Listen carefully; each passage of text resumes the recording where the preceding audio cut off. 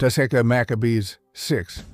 But not much time later, the king sent a certain elder of Antioch, who compelled the Jews to transfer themselves from the laws of God and of their fathers, and also to contaminate the temple that was in Jerusalem, and to name it Jupiter of Olympus, and in Garizim, Jupiter of hospitality, exactly like those who inhabited the place. Yet the worst and most grievous thing of all was the onrush of evils. For the temple was full of the luxuries and carousings of the Gentiles, and of consorting with promiscuous women. And the women hurried themselves unreservedly into the sacred buildings, bringing in things that were not lawful. And even the altar was filled with illicit things, which were prohibited by the laws. And also the sabbaths were not kept, and the solemn days of the fathers were not observed, neither did anyone simply confess himself to be a Jew. And so they were led by bitter necessity on the birthday of the king to the sacrifices.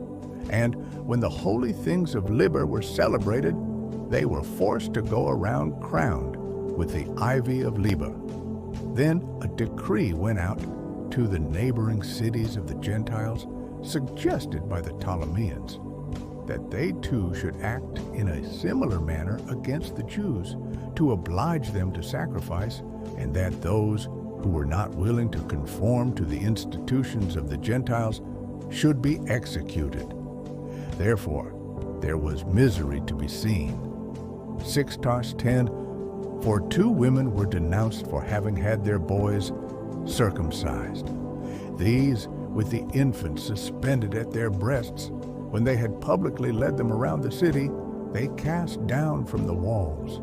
Truly others, meeting together in nearby caves and celebrating the Sabbath day secretly, when they had been discovered by Philip, were burned with fire, because they showed reverence to the observances of religion, deciding to help themselves by their own hand.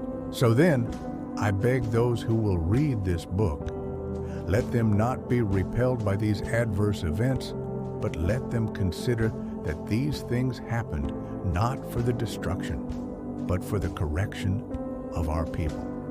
For it is also an indication of great benefits that sinners are not permitted to continue in their ways for a long time, but are promptly brought to punishment. For, as it is with other nations, whom the Lord patiently awaits, so that when the day of judgment will arrive, he may punish them according to the plentitude of their sins, not so does he also deal with us, as if to put off our sins until the end, so as to punish us for them eventually. Because of this, he certainly would never take away his mercy from us. Yet truly, chastising his people in adversity, he does not abandon them. But these few things have been spoken by us as a reminder to the reader. For now we have arrived at the narration.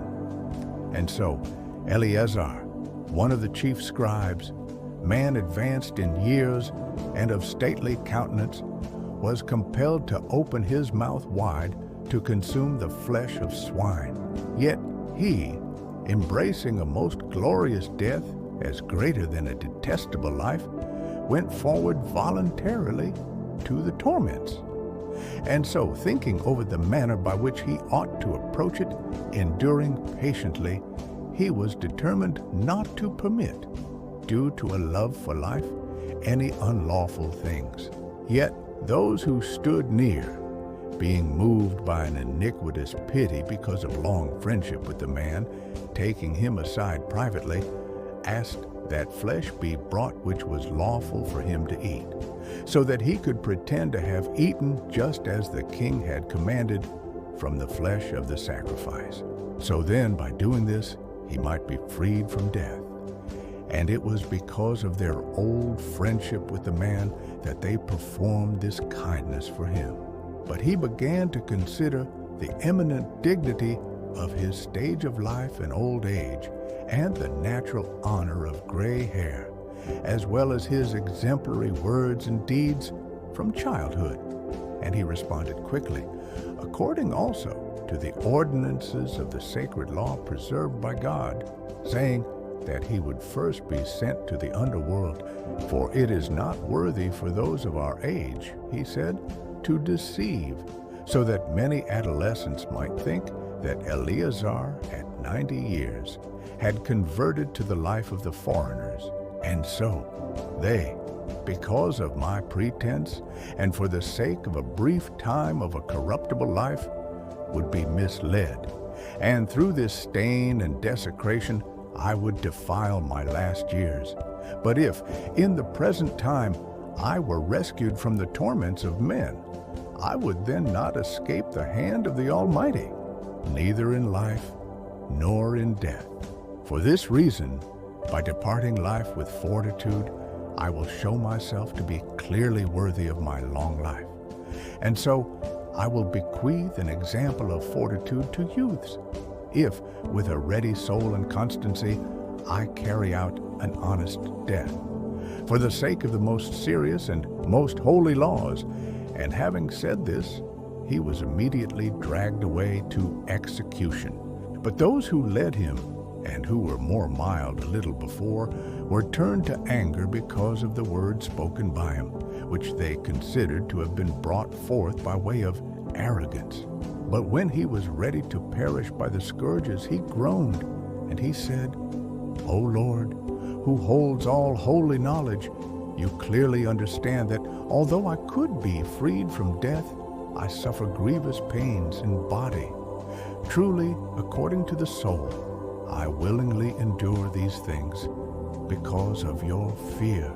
And the way in which this man passed from this life bequeathed not only to youths, but also to the entire people, the memory of his death as an example of virtue and fortitude.